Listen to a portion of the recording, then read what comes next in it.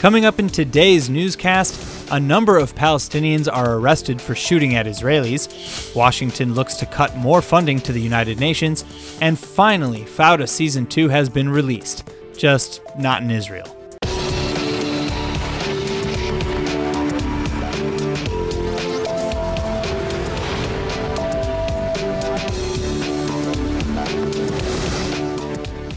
This morning, a Palestinian man pulled out a pistol and opened fire on a group of Israeli border police officers at a checkpoint in the West Bank just south of Jerusalem. No officers were reported injured at the time, and the suspect was captured and arrested after police gave chase. This incident mirrors a similar event earlier last week when Palestinian suspects allegedly opened fire on an Israeli car driving throughout the West Bank. The Shin Bet has just announced that they've actually arrested 2 suspects believed to be behind the terror attempt, though. Israeli security teams tracked them down to a Ramallah suburb, and during questioning, the suspects apparently, quote, implicated themselves in the incident. Though tensions between Israel and the Palestinians have somewhat calmed following the bloody climax of the Hamas-sponsored March of Return rallies in Gaza, we're seeing more and more of that unrest now in the West Bank. Security teams are still dealing with arson attempts along the Gaza border, however. Palestinians have increasingly begun flying homemade firebombs over the border using homemade kites. Combine that with the country's dry summer heat, and what you have is a very deadly scenario for brush fires. The Palestinians have just ramped up their bid for official recognition of the state of Palestine in a major way. They've just been cordially accepted to 2 UN agencies, as well as the world's foremost chemical watchdog agency, the Chemical Weapons Convention. Israel has long campaigned against memberships like these, and the United States now may even cut its funding to the United Nations to punish those agencies that gave the PA the go-ahead. U.S. law already includes a precedent for this. American policy has typically stated that membership to the Palestinians in international organizations is counterproductive to the peace process, and in some cases premature. Still, this is a major win for the Palestinians in their effort to be seen by the world as their very own independent state. In the past, the Palestinian Authority has held only observer status in the United Nations, and this new membership allows them to vote on matters in 2 major agencies, the UN's Trade Development Organization and the Industrial Development Agency. But the biggest gain for the Palestinians is probably membership in the Chemical Weapons Convention. This is the world's foremost group that aims to halt the development of nuclear weapons. Nations who sign this treaty are forbidden from stockpiling weapons of mass destruction. Interestingly, Israel is one of only 4 countries, however, that has not ratified this agreement, along with Egypt, South Sudan, and North Korea. Beginning with the Obama administration, many have pointed out the supposed divide between Israeli government officials and United States Democrats. And with Democratic lawmakers taking up opposition to several of President Trump's decisions in the region, which Israel largely views favorably, the rift would appear to be growing. Well, here to look at the evolving relationships between Israel and the American left is 2-time former Israeli ambassador to the United States, Zalman Shoval. Thank you so much for coming in. Thank you for having me. So my first question, the Pew Research survey back in January said that the partisan divide in support for Israel is wider than at any point since 1978, with the Democrats polling in favor of Palestinians and Israelis about equally at 25%. I would say some Democrats pulling in favor. I wouldn't generalize, but okay. I would say the following: that Israeli aspirations, Israeli security should never be the object of American politics, because obviously what's happening in America right now under the Trump administration, and even before, was this divide between Democrats and Republicans on different issues. And Israel has, for some reason or other, become also an object of that, which is wrong for Israel. It's wrong for the bipartisan approach we always had. And we should make an effort, we and friends of Israel in both parties in America, to get back to where we were all the time. We are not part of American politics. We don't support one party against the other. We have our Israeli interests at heart. So, but again, then, where did that come from that Israel became so synonymous with the American right or the Republican Party? Well, I think it's not only the American, I wouldn't even put it the American right. Sure. But I'd say perhaps those Americans, whether they're Democrats or Republicans, who have a picture of what's happening in the Middle East which is more akin to the way we see it and or the Saudis see it. I mean, looking at Iran as an existential threat to our existence and matters of that sort. I mean, the Obama administration, although on certain, I would say, basic security issues, was all right with Israel. But the big picture, the larger picture, what's happening in the Middle East? Why are the Iranians all of a sudden bordering on Israel? Why are the Russians all of a sudden in Syria? On these issues, there was a big divide. And I think President Obama, at least that's the way many Israelis see it and many American Jews see it, whether they're liberal or not, the Obama administration, almost from day one, took certain anti-Israel or not friendly to Israel attitudes. For instance, the Cairo speech, not coming to Israel, not coming to Jerusalem, the attempts which President Obama made in order to achieve a rapprochement with the Iranians, not taking into consideration our fears and our concerns. So there was a certain built-in feeling from the very beginning, and it became, unfortunately, an American political issue for those who wanted to support Obama. Became But there was even points in time where the Obama administration was linked to directly manipulating, say, Israeli politics, or for the V-15 campaign. That's right, but not for the first time, and Obama wouldn't be the first to do it. Of course. I mean, we have seen similar things under the both Republican, Bush the father, and Democrat Clinton, trying to have an influence. I don't want to call it manipulating, but having an influence on election. Well, it's the same with Obama. I mean, he tried to manipulate. Right, exactly. To have an influence on election outcomes. Yeah. All right, well, what do you mean, and this is for our final question, how would you approach the supposed hijacking of liberal campaigns, or not even liberal campaigns, but civil rights campaigns like the women's rights movement or even Black Lives Matter, hijacking that with pro-Palestinian causes? I think you call it rightly hijacking, because there's always been, the Democrats are a liberal party, although they used to be very hawkish liberals and hawkish Democrats as well. But I think this is a certain trend which you see in Europe today, with the center left, especially with the more extreme left, taking a pro-Palestinian, very often an anti-Semitic position.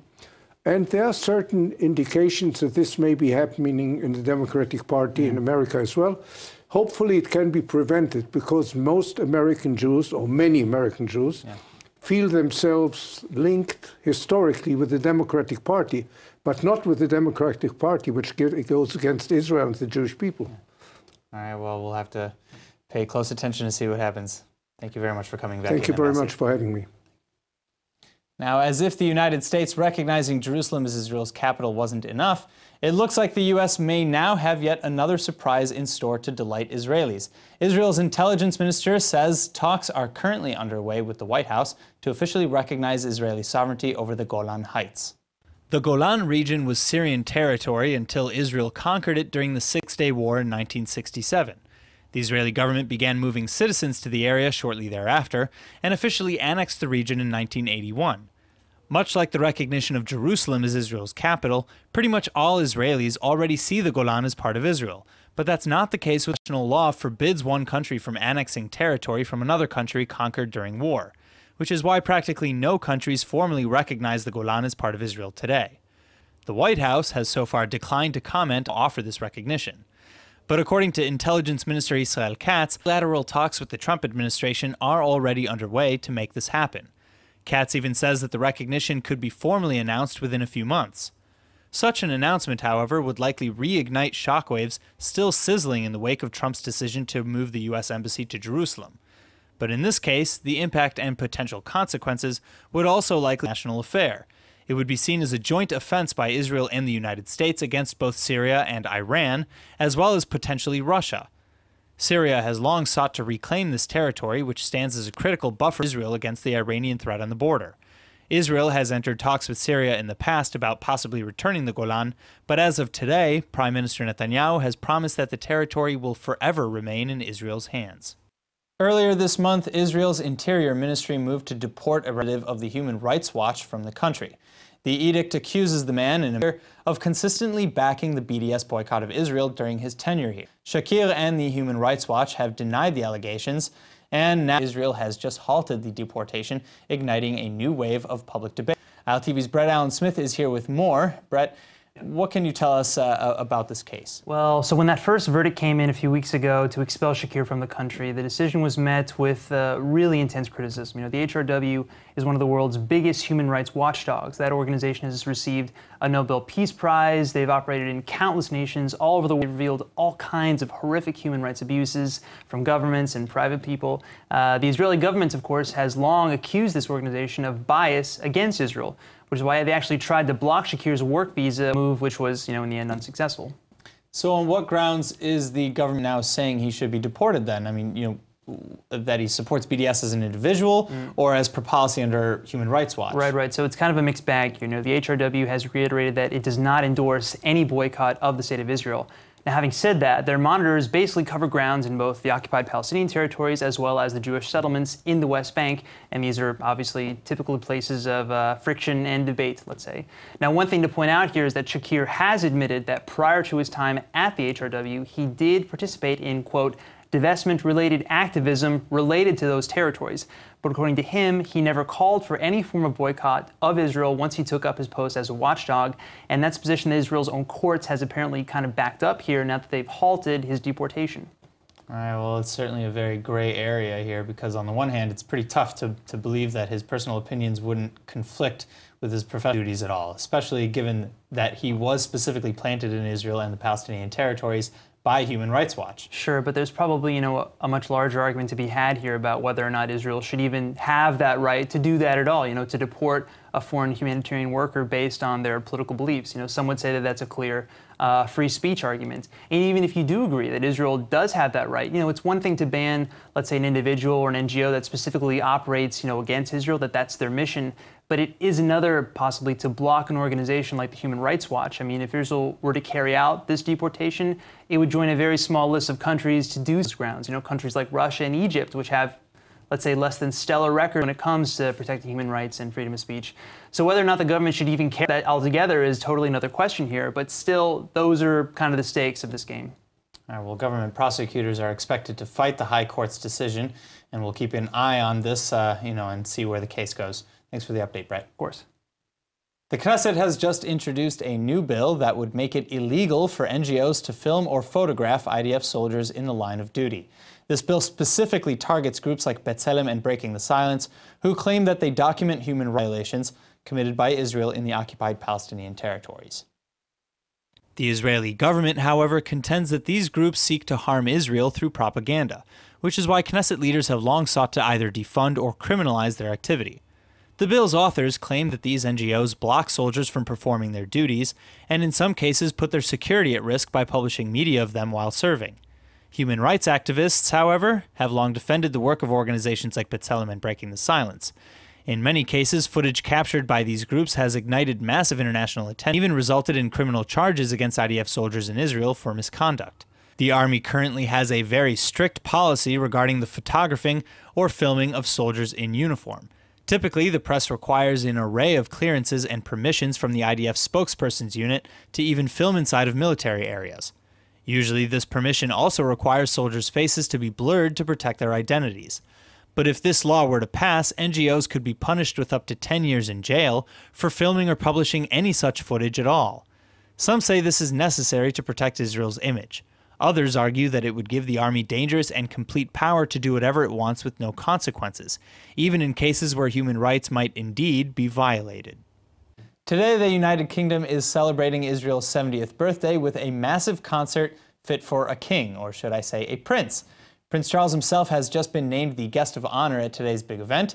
The concert will kick off at the historic Royal Albert Hall in London, and the headliner is none other than top Israeli supergroup Balkan Beatbox. The big event is featuring all kinds of incredible Israeli artists for one epic birthday bash. Balkan Beatbox will share the stage tonight with the hit Israeli sister group Awa, and if you haven't checked out Awa, trust me, you are missing out. The group blends traditional Yemenite music with modern electronica in an insanely original way. Gili Yafo will also perform with this incredible Ethiopian-infused music, but there's even more than music to look forward to.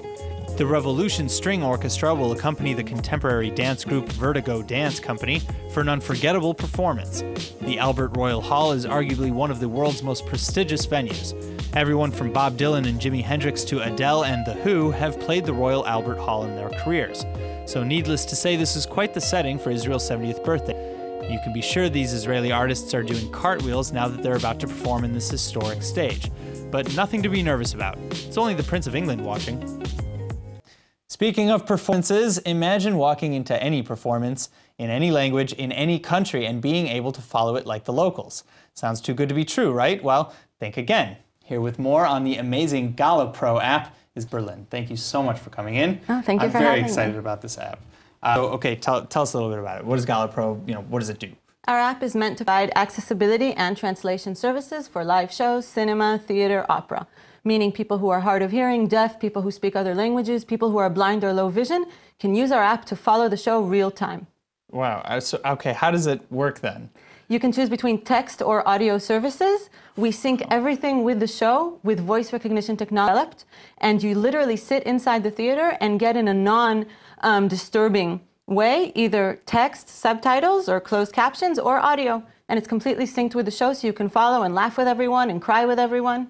That's incredible. So I mean, when you say like non-disturbing, you mean like like let's say I was in a theater, the lights are dimmed, getting nice and bright in front of everybody. So what's the display like? So the screen is completely black. There's no backlight, cool. And the letters are in red. And so if someone's using a row in front of you, you won't see it. You don't even notice. It doesn't bother. This uses speech. It'll talk to you. It'll text you. It'll do all these. What's going on, and that way it gives you everything in real time. So how does it get everything? Because it doesn't.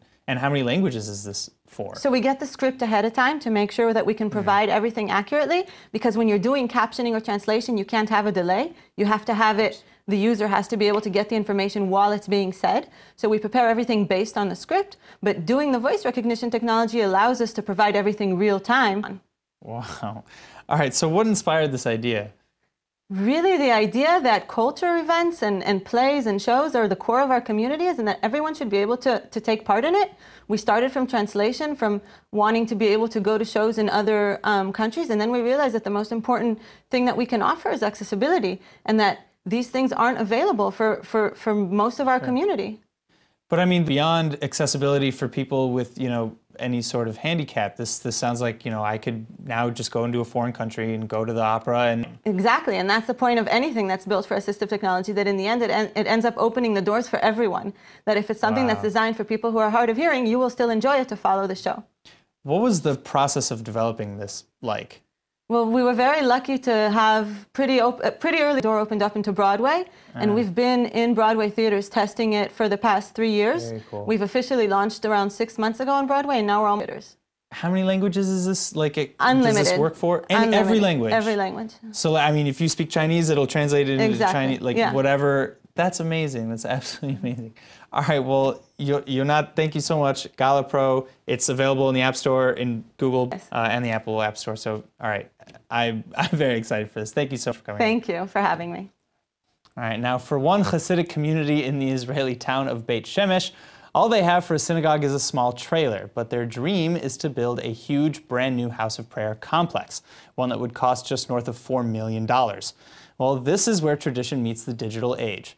The group has just turned to crowdfunding to find the necessary funds, and they've already raised over $1 million. For a community that typically largely steers clear of many modern-day technologies and systems, this is a pretty successful campaign so far. The group is raising the money by selling memorial stones to donors for $1,200 a pop. And even if you're not Jewish, you can help with the ultimate mitzvah of all and help build the synagogue literally stone by stone. You'll also get a personal blessing from the community's head rabbi, Rabbi Naftali Reuven Kornreich. But this new building is more than just your typical synagogue. It's actually a multi-complex for the entire community. It'll include a community center and facilities for the underprivileged.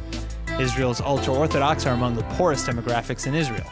This is partly because of their large family sizes and because most do not work and instead pursue religious studies. The Israeli government subsidizes this lifestyle for them with monthly stipends, but clearly, to build a fuller super synagogue, the community was going to need a bit more help. So if you want to help with mitzvah of all, head to project542.com and lend a hand. It's finally here, the wait is over, so stop what you're doing, check your Netflix, because you can now officially stream the entire second season anywhere in the world. Anywhere in the world except for Israel. And that's because local Israeli broadcasters actually have the first rights to premiere Fauda in the country before it eventually ends up on. For those of you watching in America, in the UK, and in Canada, you've got 12 new episodes to binge of one of the best shows out there. The series has received rave reviews all over the world and swept the Israeli Emmys for its first acclaimed season. Season 2 returns by upping the ante with our favorite characters, a mix of Israeli agents and Palestinians.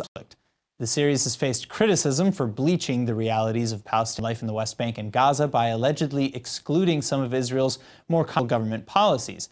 But others praised the show's realism, which was inspired by Fauda's creators who actually served in the elite army unit that the show portrays. Now, pretty much everyone here in Israel already knows how great Season 2 is, as it premiered on Israeli TV at the end of last year. So trust me, you're in for an edge-of-your-seat experience, and there's no wonder that Netflix has already commissioned new shows from Fauda's creative team. And up now, ILTV's Emmanuel Kadosh is here with this week's Top 5. Israel is known around the world as the startup nation, but high-tech and startups are not our only area of expertise. We absolutely kill it when it comes to TV. So I'm here to give you guys the top 5 Israeli TV shows that you can actually binge on Netflix. Number 1 on our list, you probably have already heard of the series Fauda, which actually means chaotic in Arabic. Fauda is focused on an intense, captivating, and fast-moving undercover IDF unit on their hunt to capture a prominent Hamas terrorist. Now, I don't want to give too much away, but Season 2 has already aired, and I'm just saying you're missing out if you haven't already binged both seasons. Number 2 on our list is the show Hostages, which is considered to be both a political thriller as well as a family drama. The show focuses on a surgeon meant to operate on the Israeli prime minister when last minute her family is taken hostage. This is definitely a highly entertaining and eyes glued to the screen type show, so I'd get going to watch it if I were you. Third up is one of my personal favorites, Mossad 101. Now, this isn't just my favorite because I was low-key meant to be a Mossad agent, but because the show is quirky, entertaining, and over-the-top thrilling. The show focuses on a fictional and unorthodox training course for Mossad agents. Listen, if you're looking for an action-packed drama with some Israeli humor here and there, Mossad 101 is definitely for you. Fourth on our list is the series The Gordon Cell. This show revolves around a married couple who were once former Soviet Union spies that later run into trouble with a Russian intelligence officer that later shows up at their home in an attempt to recruit their son, who, may I add, is a decorated Israeli Air Force soldier. Now, can't say any more or you will probably miss work next week watching it. Last, but as you already know, most definitely not least, is the series Sulgim, which means knitted in Hebrew. The show revolves around the love lives of 4 modern Orthodox Jews in Jerusalem and provides a sort of intimate look into the experiences of a religious yet modern Jew in the Israeli society. Definitely worth a watch to get a different point of view. That's all for today's Top 5. Back to you. The Hebrew word of the day is brought to you by IDC Samru Ulpan, open to everyone. Now for our Hebrew word of the day, Hawaii is seeing a terrible natural disaster with the eruption of the ancient volcano Kilauea. And that's why today's word is hargash, which literally means an erupting or quaking mountain, or in other words, a volcano. So not every hargash or volcano is actually in active danger of erupting. For every hargash that's considered active, dozens of haregash or volcanoes are actually completely kaput. Most of our island land masses were actually originally formed by haregash, and that spewed lava and then cooled into rock. Needless to say, if you see a hargash near you about to explode, heed the warnings and get away fast. Now let's go ahead and take a look at the weather forecast. Tonight will be partly cloudy but warm with a low of about 70 or 21 degrees Celsius. Temperatures are not expected to change over the weekend very much, as skies will be clear to partly cloudy and the high will be about 88 or 31 degrees Celsius. All right, that's it for today's news. Today's exchange rate is 3.57 shekels to the American dollar. Remember to sign up for our daily newsletter at iltv.tv, and don't forget to follow us on Facebook at Israel English News and on Twitter at ILTV News. I'm Aaron Porras, and thank you for watching.